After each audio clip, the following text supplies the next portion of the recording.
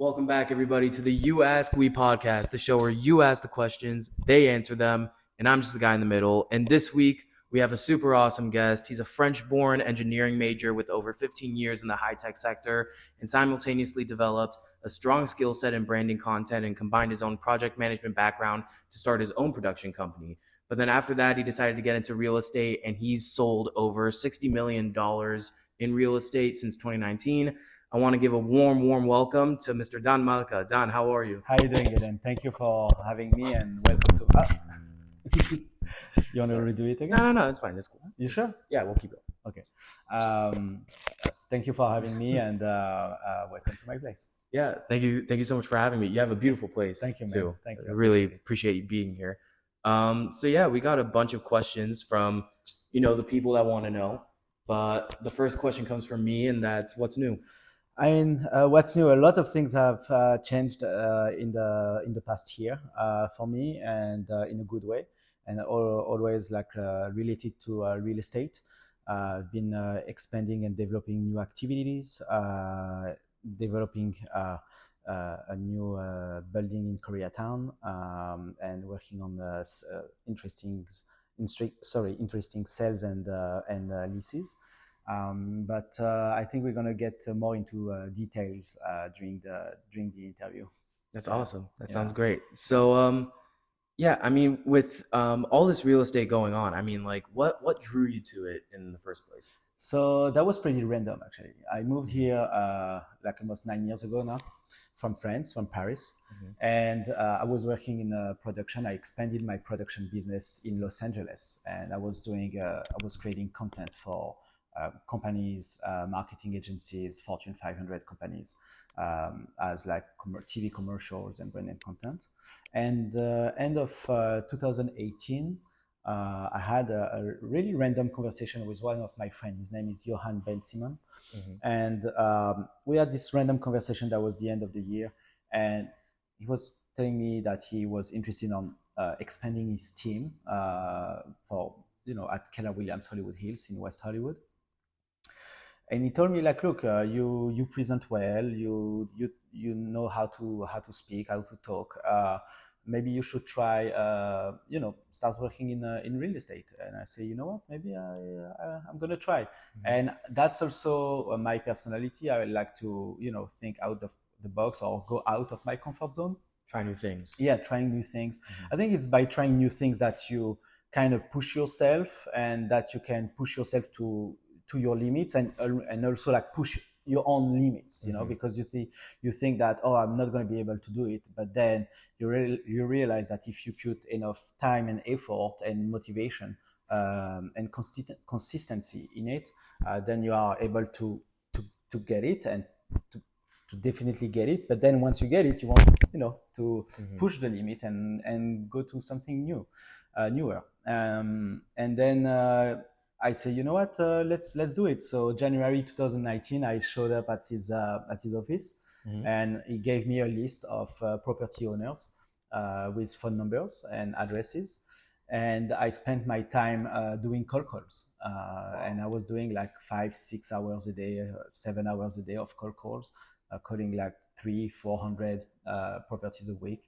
And it worked. It worked out, and I kind of believe in, and I do believe in the cold call method, even if it sounds kind of old school with all this, all this AI out there and so on. But it's something more like raw, but also more rough, because when you call people, like, you're gonna get 99%. Like, it's more personal. It's more personal, but you have to be able to face people like rejecting you, or like even sometimes like even like cursing on you. And there's definitely a lot of aggression there. Oh yeah, there is a lot. So you need to have this ability to kind of stay polite, and whatever situation happens, like, just stay polite and just like let it go.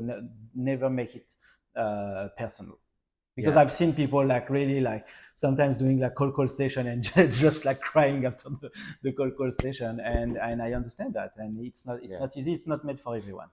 It's like I gotta say I have a funny story because one time I was doing cold calls Yeah. for this one company, and basically it's like in order to like do the sale for the product, it's like you kind of have to get like some information from them first. Hmm. So I've spent a solid 15 minutes getting information from this one guy. Like he was going with it. It's Yeah. like I was thinking, okay, I'm Good. gonna make the sale, quote of, everything's good, right? 15 minutes go by and I'm like, okay, last thing I need is just your phone number. And then he goes, yeah, it's 1-800, go F yourself, you like piece of shit. Like, and I'm just No, like, wow. and then he hangs up and I'm like sitting at my desk with the earpiece, like, like, Shocked. Yeah. like I got, Yeah. I got. Some people out there, they like to play or to f around Yeah. with you, It's like I and had to respect the commitment. Like a solid 15 minutes on the phone. yeah.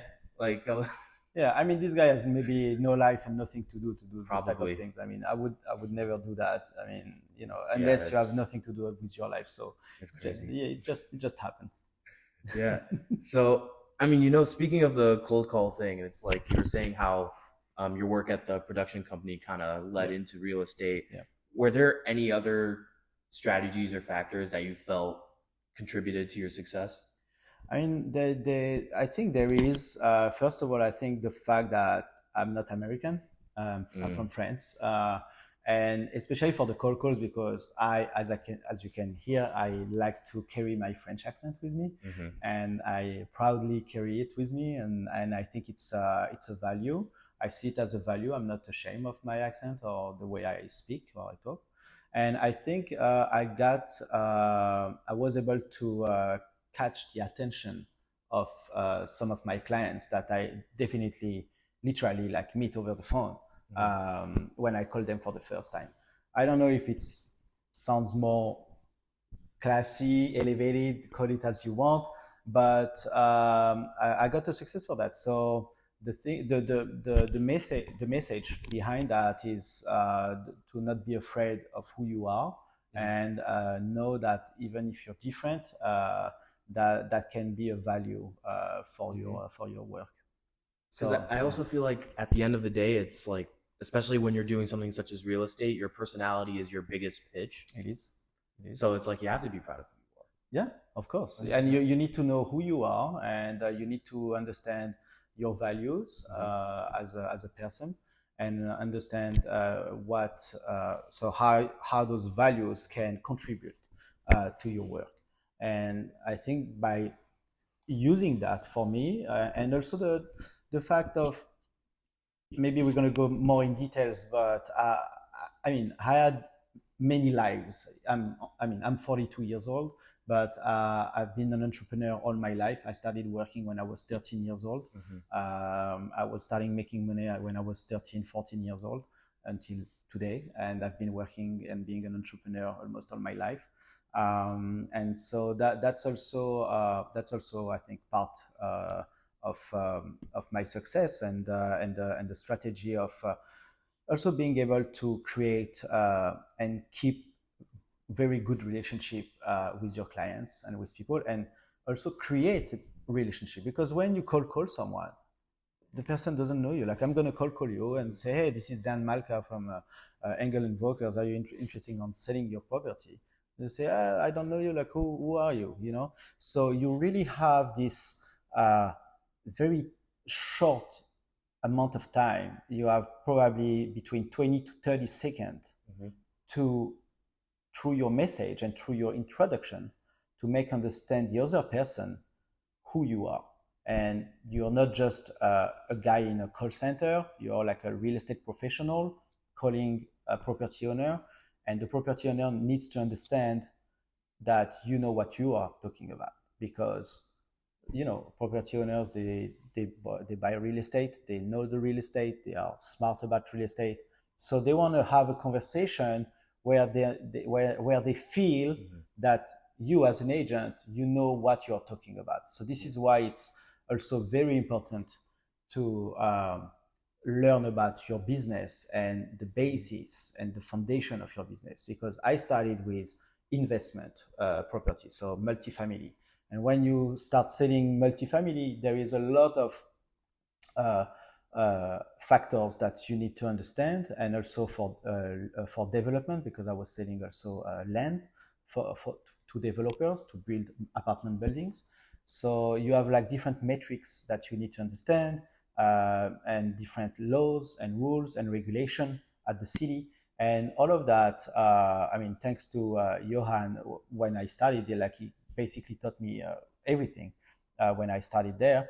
And with this knowledge, you have to leverage this knowledge as much as you can when you do the cold calls, because that's the way the other person on the other line, the other end of the line, is gonna understand that okay, this guy is legit and he knows what he's talking about, and this is how you start creating a sane relationship with a prospect or a client, because sometimes you're gonna call someone that might not be interested on selling right now, but maybe in 3 or 6 months. But you have to keep going and follow up with this person and create a relationship with this person, because the day this person is going to want to pull the trigger, then guess who's going to think about You. exactly. So that's the entire idea. And also part of the cold call, I mean, one of the quality I think that I have for this is the follow up. It's very important to know how to follow up with your prospect and keep in touch once a week or once a month, once every 2 months, depending of how you feel the situation. But you have to also be very genuine in your relationship, and don't. I've never, I've never been like pushy with my clients. I know, like in real estate, everything to be done like fast, quickly, and get your money and go to the next deal. But I do believe that when you create more genuine relationship and you are not pushy, and it's more than your client and a conversation in a more like organic way, where your client is coming to you and start asking you question, and then you drive your clients and advise your clients on what to do, then your client is going to be more comfortable for you to work with you. Yeah, 100%. So yeah, moving on to the actual real estate part of the Yeah. real estate. What would you say was, in your opinion, the nicest house you sold? I sold a very nice house in Santa Monica, a beach house, for $10.6 million. Wow. That was a very good sale. And the house wasn't like modern, That was a beautiful Spanish style villa right on the beach on Palisades Beach Road, 1020 Palisades Beach Road. Um, and the house actually this is a very interesting story, because the house was on the market for like 6 months with like top producers in Malibu and Santa Monica, like really, like I'm talking top producers. But they didn't like really took care of the house. They didn't show the house in a very nice way. And then I talked to the client and I say, look, and trust me, back then I never like sold any houses for like this price before. Okay, so I'm telling you, like, even if you don't have the track record, but you have a vision and a real marketing strategy, then you can do it.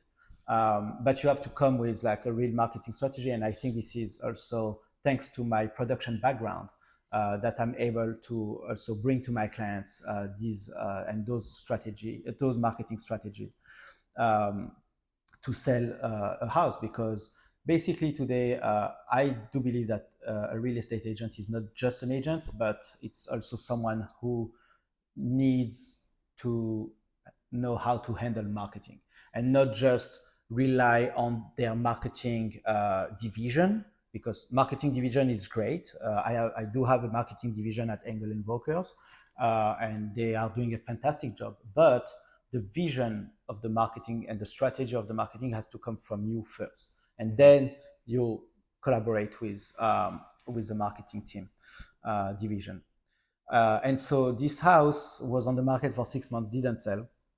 I went to the house, I say, look, to my client, we need to do the house needed like some TLC, you know, TLC. So like some touch ups, you know, some like Right. some love and so Tender on. love and care. Exactly. Right. And so I went there and I say, look, we need to redo the staging. So we've done like a half staging for the living room. We needed to repaint and retouch some areas of the house to show it, you know, in a better light. So it took me like probably like a month to work around like the landscaping as well needed to be redone, Mm-hmm. um, some other elements. And it took a month between retouching the house, the staging, and create the marketing content. So we've done like, of course, photos, videos, drones. We created a custom website for the house. We also created back then, and I'm still doing it for all my luxury listing. We created a custom Instagram profile of the house. So that means we create a brand. We branded the house, and that's the way I work. It's basically the house becomes a brand, and I brand the house. So um, for example, this house on the beach, 1020 Palisades Beach Road, I mean, it's cool to try to sell it with just an address, but I thought it was more appealing to sell it with a name. So we called it Villa del Sol. So that was the name. Nice. That was the name of the villa, and we created an Instagram profile like at Villa del Sol. And this way, when we had like open houses, or if we want to communicate or do Instagram advertising, or like send information to a prospect, just say, hey, just go on the Instagram page, because find in the Instagram page profile, it's not you know, a brokerage profile where you have like 10 or 20 other houses. It's just this house, but at least you have all the Mm-hmm. photos, all the videos, Yeah, all the it's floor like through plans. that you kind of made the house like a personality. Exactly. Yeah, I Yeah, create that's great. it's exactly that. I create a personality for the house, and yeah, I kind of brand the house, and it's also easier. Like if you want to have any information about the house, you just go on your phone and on the Instagram profile, and you get Mm-hmm. all the information that you want. And I was able also to bring some very famous YouTubers at the house. Maybe you know Enes Yilmazer. He's one of the top YouTuber in the real estate world. Like he covers like billions of dollars of houses. Pretty cool. Yeah, over like in the entire world. Very nice guy. I really do respect his work. He's a very great guy, and he was able to come and do a coverage of the house for back then, and that was great. And also back to the sale, when we went on the market, we were able to sell it in like probably after like 3 months. We had a very strong offer, and between months number three, we to months number five, we were able to close the deal. So basically, we sold the house in 5 months. Are you allowed to share who bought the house, or is that a No, confidentiality? I can share it. Actually, that's a very cool story, because the guy who bought the house already owned a house on the same strip on Palisades Wow. Beach Road. So he was over there and he wanted to buy this house. He wanted to buy this house. He had this house in his radar already, and he came to one of my open house, and we were able to work something out. And also the the interesting, I mean, the good part though of this transaction is I was also representing the buyer too. So we are Mhm, representing the buyer and the seller mhm. on that sale. So that was a pretty memorable sale. You made a shidduch. You made a shidduch. I have very very good shidduch here. A shidduch, for those who don't know, is basically when in Judaism when two people get set up, like for marriage. So it's like a similar thing. It's funny. Uh, yeah. So it's like, I mean, it's like the guy just wanted the whole street, or like, Yeah, I mean, no, but no, for now he has I mean, he had two houses, but I know someone else in the same strip who had like how many? One, two, three, four houses. wow, Yeah. that's insane. It's a very like exclusive strip on Palisades Beach Road in Santa Monica near the Jonathan Club. and property. The owners, they like to live there, and some of them own more than one houses over there. Wow, Yeah, yeah. But we that's are talking insane. about like between 10 to 20 million dollar houses in this like small strip. Hmm. Yeah. Wow. And would you say like that was your most like memorable sale, or did you have one that was crazier than that? I mean, the thing is, I in terms of like sales, that was the highest one, like 10.6. I had another listing for like $42 million, $43 million. So that was a listing that I had on the market. Unfortunately, I didn't sell this house yet. I'm still, working on it Mm. potentially. But I did have the listing for a beautiful mansion in Brentwood for almost $43 million. Yeah. Wow. Yeah. Well, I mean But that's a quick little advertisement right there. So yeah, if anyone wants a if they $43 million yeah, house in yeah, Brentwood, if you have like $43 million to unload in like Bitcoin or something like that, give me a call. pull up. But also I had some like very memorable sales more into like the development world, where for example we were able to merge four parcels together. So Mm. we did a sale in East Hollywood on Normandy, and we were able to sell four different parcels to the same client. Hmm.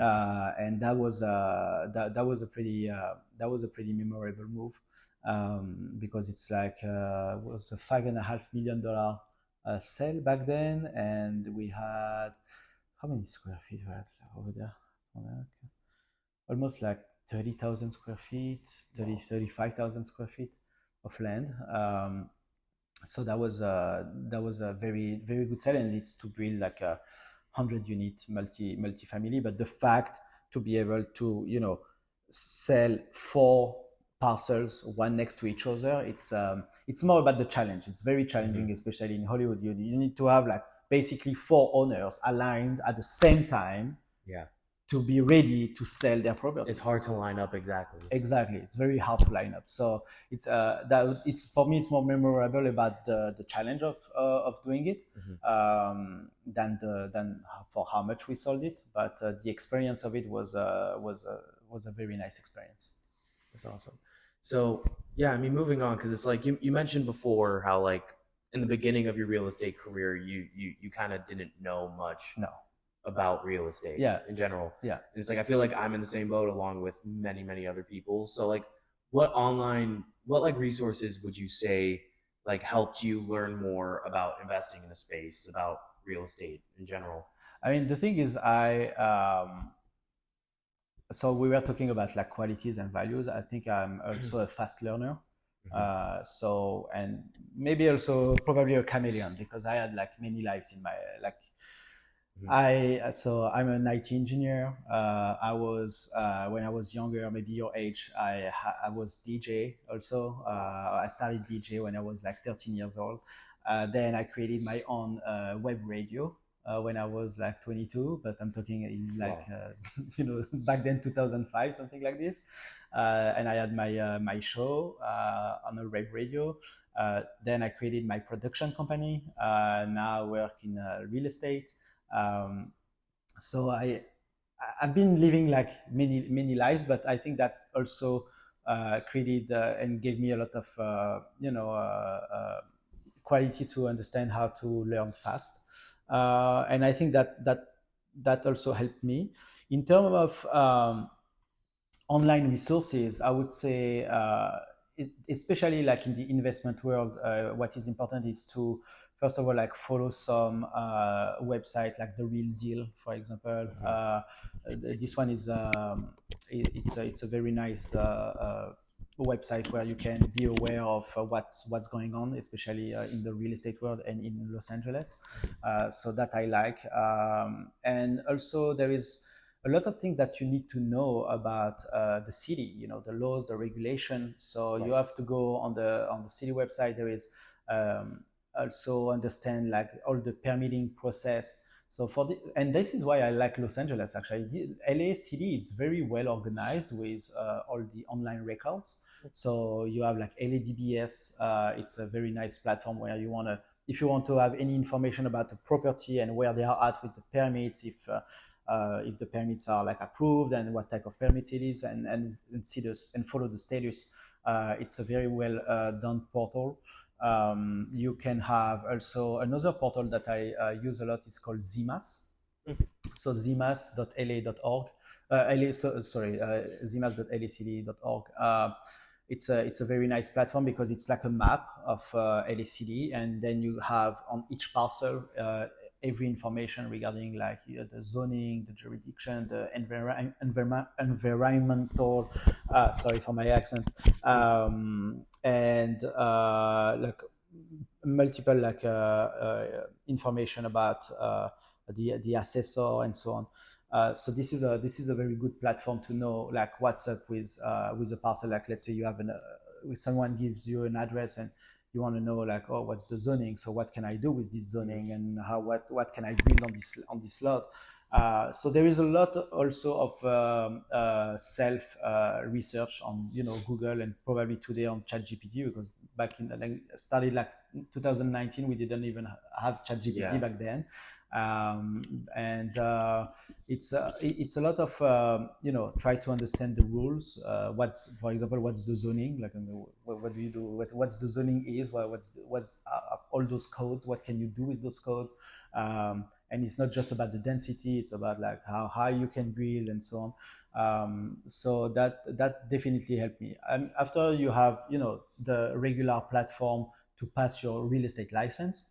I used one back then. It's called First Tuesdays, and that was a pretty good one. So I got like online test, and also I bought the books, so I was able to pass everything at the first time. It took me a good 8 to 9 months back then, because it was during also COVID time, so it took a little bit more time, and I had to study like after hour basically. So I was working until like 5, 6, and from 6 to 8 I was like studying my real estate. So yeah, I mean, I think there is like many also YouTube, on YouTube, when you want to watch like some some YouTuber, Graham Stefan also is a cool YouTuber talking about like investment in general, not just in real estate but also in general. But also he had like some topic in real estate that I followed. So it's a good source of inspiration, and also podcast for dedicated to real estate. So yeah, so that's basically where. Yeah. So like end of the day, like we're just in a day and age that there's so much information out there, and it's like end of the day people have to just look, because it's there. It's like No, you'll find it. it's there, but you need to know you need to know like where to Where to start, look. like Yeah. where to look, and where to true. start, because when we talk about, for example, real estate investment, there is a lot of metrics involved, that we call, for example, the cap, whatever, like a cap rate or a GRM, or you hear all those words, but you don't you might not understand what it is and what's the formula behind it. So you have to also be good in like understand like mathematics, to understand like the formulas, and how you get to those numbers, and how those numbers are important when you talk to a potential to an investor and a potential buyer. Like I remember when I was doing cold calls at the beginning. That was crazy. I was trying to sell like a multifamily building, and I didn't. I mean, Johan gave me like the basically what we call a setup sheet, and you have all those metrics on it. And back then, to be honest with you, I didn't even know what like a GRM was, or a cap rate. And I was on the phone and just called the guy, said, "Hey, yeah, I have this building to sell over there for this price. Are you interested?" And the guy say, "Oh yeah, maybe." And then he asked me, "What's the GRM of the building?" And I just stopped, and I was like feeling stupid, because I didn't even know how to answer like this basic question. And it's because I didn't also had the time to do my own homework, So back to this, I understand how important it was to get the basis, understand the basis of especially real estate investment, all those formulas, what they are made for, and then you can start having conversation with investors. So that was a good lesson also for me. It's definitely a great lesson. Yeah. So, based on the expertise you have now, right? Like, what would you say? Do you have any like tips for people that are first time buyers, like for houses or apartments? Like, is there a list of things you think they should check? Like, any red flags they should be aware of? Yeah, I mean, for first-time buyers, I mean, first of all, there are like interesting programs out there, like what we call FHA program, where you put between 3 to 5% down payment versus 20 or 25% down payment, up to 800,000 or $1 million, depending where you are buying. So regarding like your first sale, if you want to be smart, I would say the best scenario would be to buy a duplex, like a small duplex. Why? Because you have 2 units and you buy 1 unit. I mean, you buy the property and then you live in 1 unit and then you rent out the other unit. So the tenant that lives in the other unit gonna cover maybe not 100% of your mortgage, but at least a good portion of your mortgage. And basically your tenant is paying your mortgage for you. So you're supporting your mortgage thanks to your tenant. And on the top of that, because it's a duplex, so you own the land, and you're going to get also a better appreciation over time. You have some, for example, some investment like condos. I'm not a big fan of buying a condo because I don't think that condos have a lot of appreciation and get a lot of appreciation over time versus a single family. Like within the market. Sorry? Like you're saying, like within the market, they don't get appreciation. Yeah. Even like over time, like the appreciation that you get for a condo is very low. I mean, it's not very low, but it's way lower than what you can get when you buy a single family residence or or even like a duplex or a multi-family. I think starting with like a small duplex, then you can live in one of the unit and rent the other one, and that covers like part of the mortgage. It's a good way to start because you also create cash flow. Same for for a single family, I would say single family is always interesting. It's always interesting buy because this is where usually you get the most appreciation. But in today's market, with interest rate going like that high, it's quite different. I mean, especially where we start getting above like 2.5 million, $3 million type of houses. It's a bit different. Like when we are between 1.5, 2 mil in Los Angeles, I'm talking in Los Angeles. It's still okay. It's still good to buy, but above that, we really feel that between 2.5, above 2.5, 3 mil in certain areas of Los Angeles, it becomes very challenging, or it takes more time to sell the property, or the seller has to go down on price.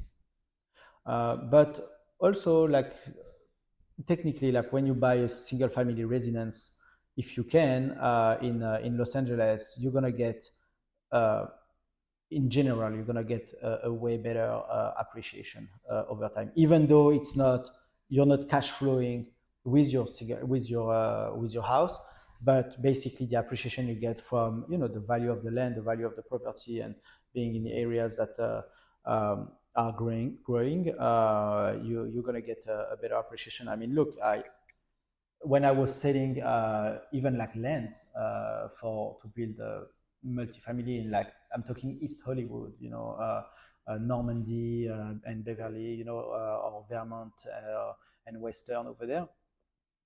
I was selling houses on a 6,000 square feet lot, like single family, for like $1 million, when they bought the house probably 15 years earlier for like $300,000.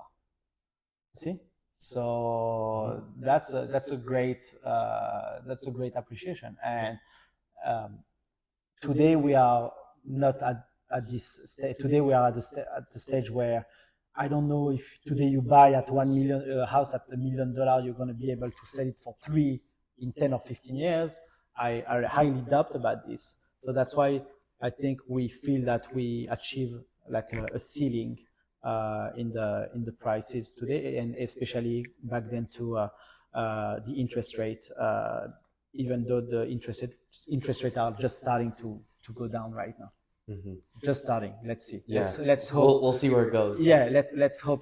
Let's see what's going to happen in September, because the Fed is planning to start cutting rates, probably a quarter of a point.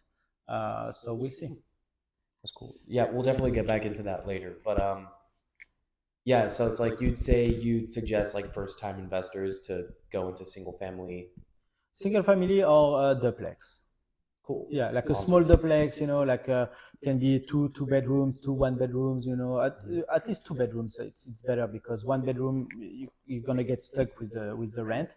If you can get like a small duplex with at least two bedroom per unit, that can be a cool way to start, because you live in one of the unit and you have a tenant covering a good portion of your asset and the mortgage. Yeah. And we were talking about like things to look out for like in these properties and things like that. So would you say was there ever a time where there was like a really like a red flag in a property that you had to point out to a seller or buyer? Oh yeah, many times. I mean, inspections are like very important when you buy a property. Especially, you have to check the foundation. That's like all the, like, I would say, structural items of the house. So you have the foundation, the roof, the electrical, AC, plumbing. Those are like the sewer line. Those are like the basic of your inspection. So that's why you need to work with a trusted general inspector that's going to do the general inspection of the house, and then you based on the report, you call like specialists for foundation, for roof, for AC, and so on. But that it's also a service that I do provide to my clients, and that as a real estate agent you have to provide to your clients, because this is also how you're going to show them that you bring people and a team that can bring reports and clarification about the property, and your client's going to appreciate that. Have you ever worked with like a real estate appraiser for these inspection type things? Yeah, absolutely. Yeah. So I mean, especially when there is appraiser, it's when there is a loan involved, when the client is getting a loan. So yeah, many times I had to work with the appraisal, go on site, and bring also like comps of because at the end of the day you want the house to appraise. That's your goal, because if the house doesn't appraise, then who's going to pay the difference? If the house, you try to buy a house for 1.5 and the appraiser comes at 1.3, then there is a $200,000 gap that the buyer needs to cover that. So that can be that, or maybe the seller is going to give you $200,000 credit price reduction, but I doubt about that. Yeah, it depends. But also, what you have to understand when you work in real estate, especially in Los Angeles, it's very important inspections are very important, because this is also how you get price reduction. If the foundations had issues, because if you like the house and you know that things are workable, then you're gonna go to the seller and say, hey, look, my client likes your house, but there is this and this that's gonna cost probably, I don't know, just giving a number, like $100,000 of repair. So can you give me a price reduction for this? So it's also a good way to leverage the negotiation, and after, it's, as the buyer, it's your own decision to decide if you want to move forward, if you want to take the risk or not. But that's more about a discussion and negotiation that you have with your agent and the other party. Yeah, so this question was submitted by someone, and I'm hoping you can actually help me understand it. Absolutely. So, this person asks, how do you recommend going about finding pocket listings, and have you had any success finding them? Do they even exist in the current market? So, That's a before we great get into question. that, Yeah, that's a great question. what is a pocket listing? Because So I a, have no. so a pocket listing is basically an off market. Mhm. So when someone is approaching you and say, "Do you have a pocket listing?" That means the guy already checked Zillow, Realtor.com, MLS, everything that is Oh, on so the it's like a market. low key listing. Yeah. So what you have what we call on the market. So when you go on Zillow, when you go on Realtor, on the MLS, this is on the market. So it's basically accessible to anyone. It's public. And then you have the deals that are off market, and that's getting this question is interesting because we are getting back to my first deal, and the first deal, my first sale was an off market sale. So it's basically a pocket listing because you reach out to a property owner. The property owner is potentially interested in selling at the right price, um, but doesn't want to put it public. Doesn't want to put it publicly. Say, if you bring me a buyer, a good buyer with a right offer, then we make a deal. And actually, most of the deal I've done, especially when I was selling land and apartment buildings, were off market. So that was like what we call like pocket listing. But yeah, it still exists. It still exists. It's a matter of like calling people, calling property owners, and doing also. I mean, the cold calls is one of the best way to feel and know your market because you're on the ground. You're like literally on the. I don't really like the door knocking things, to be honest with you. I've tried it, and that's not where I feel the most comfortable with. Even if I'm pretty good at like connecting fast with people, but the cold call is the best way to try to find a pocket listing. Yeah, so that's a method that I would definitely recommend to find pocket listing. And yes, it still exists. You every day you have to know something. We live in a city of 10 million people. Mhm. Okay, so it's one of the largest city in the US. So because it's so big, not every single listing is gonna show up. Yeah, but what you have to understand is every day someone is waking up in this city and wants to sell his property. Your goal is to find this person. Mhm. But every day someone is waking up here and wants to sell his property, his or her property. Uh, and your job is to find this person. But those pocket listings exist and will ever exist. Even in a difficult market, it will still exist. Okay, that's great. So, yeah, I mean, moving on back to because you mentioned the interest rates currently being planned to go down and stuff like that. Yeah. So, in your opinion, right? Do you think now is a good time to even invest in real estate, like right now? Because I mean, looking around in LA, I feel like everything is getting ridiculously expensive. It is. You know? It is. It is. But I mean, you can see it. You can see that it's getting expensive. But if you have the funds, I would say this is a very good time to buy. Mhm. Why? I mean, I see two reasons for it as of right now. The first one is it's a very good time to get the price down because we are definitely in a buyer's market and we are not in a seller's market. Mhm. So I'm going to explain you the difference. A seller's market is when you have you don't have that much supply and you have a lot of buyers who wants to buy. So what happens? The prices of the properties are going up. This is the situation we lived in 2021, for example. Interest rates were at like 3%, 3.5%. So you got a big pool of buyers and not that much of supplies. Then you ended up with sales with like $1 million over asking for properties. Okay, so you end up selling $1 million over asking. So that was 2021. Now we are in 2000, since 2023 and 24, interest rates are very high. So the pool of buyer is pretty low. And now you have more supply.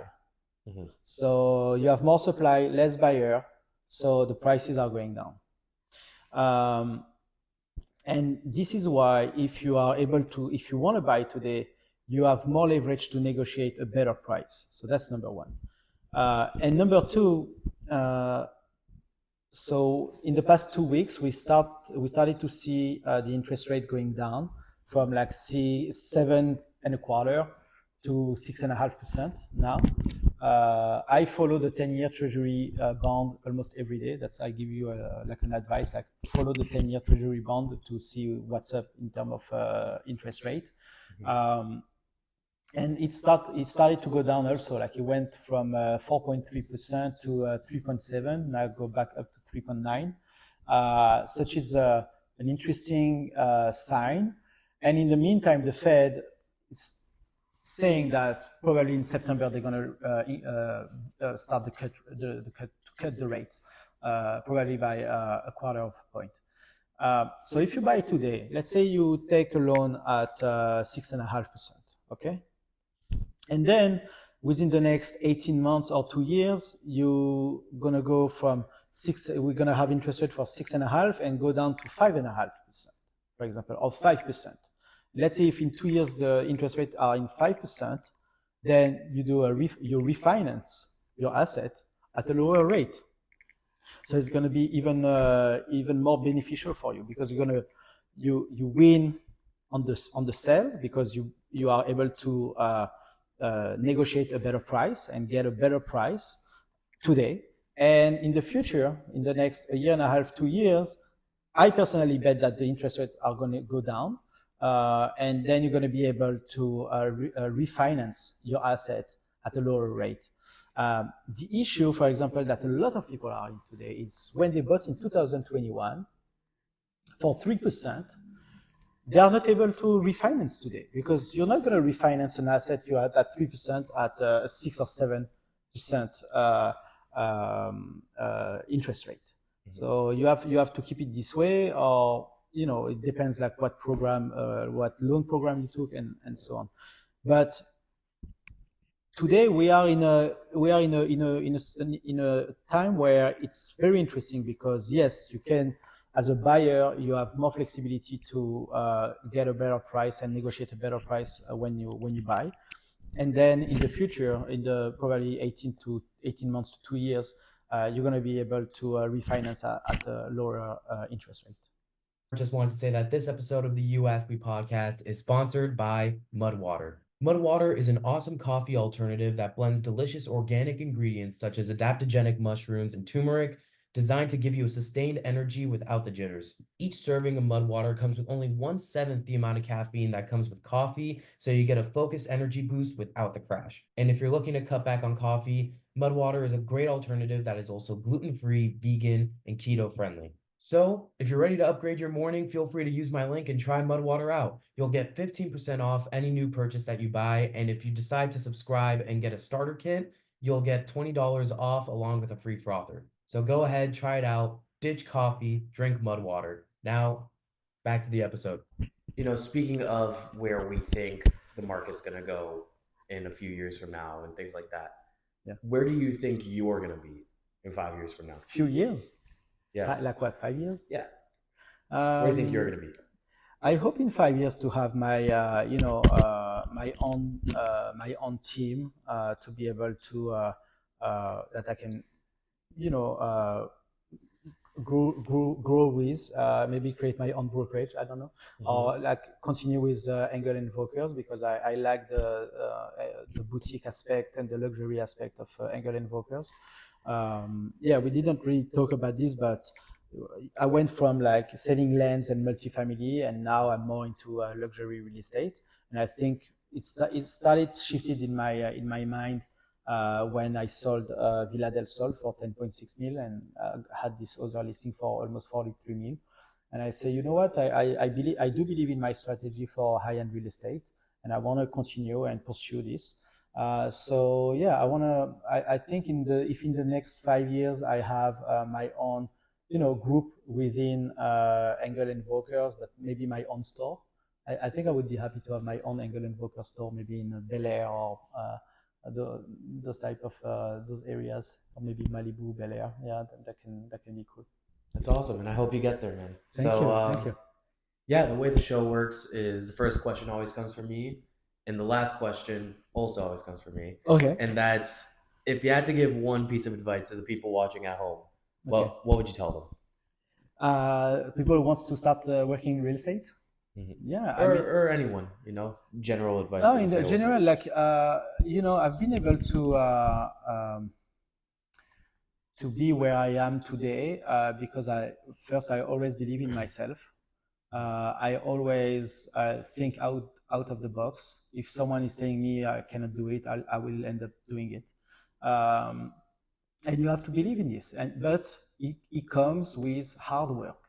I mean, I work like probably 50 hours a week minimum, 50 to 60 hours a week. So yes, you have to put a lot of time and hard work in what you do. You need to be ambitious, but you need to also be consistent. Because without consistency, then that's just not going to work. So you really need to be on top of what you want to do. But you have to. I'm the perfect example of. Look, I moved here 10 years ago. I didn't even know that I would like even sell a house here when I moved here. So it's not because you come from a certain field that you cannot shift into another field. I know it's not easy, and maybe I'm sure I'm not an exception, but I know this is not like common because usually, yeah, you study, you go to college, university, and then you get your diplomas and your graduation and so on. And then you have your regular job. But I've been an entrepreneur all my life. I mean, I had a regular job also, but at the meantime, I was having my company at the same time when I was an engineer, and I had my production company at the same time. So it doesn't matter like where you are at today. It matters like what your ambition and also how to recognize a real opportunity in your life. If you recognize a real opportunity in your life that can bring you, a better life, more money, a better financial stability, then go for it.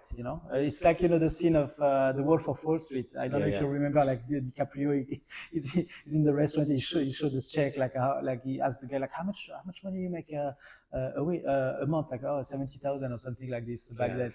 And the guy, like, seriously, and then the guy calls his office and It's like, say, yeah, I quit. Yeah, I quit right now. Okay, the guy started working for him. It's kind of the same thing. It's like you need to know, and you need to have this ability. And this strength and the faith also to be able to change and trust me, when at the beginning it's not easy, but then you change and then you start getting some success by yourself. First of all, it's a beautiful reward to be able to, like, it's so rewarding to see, wow, I was able to walk all the way up this mountain that I didn't even know I would be able to achieve. And so for yourself, it's just beautiful. And then also for your surrounding, because then your friends and family and so on, they're gonna start see what you became. What you became, and they're gonna respect you for that even more. 100%. Stay consistent, ladies and gentlemen. Don, thank you so much for coming on. I really appreciate it. Thank you. If you guys like this episode, please make sure to like and subscribe.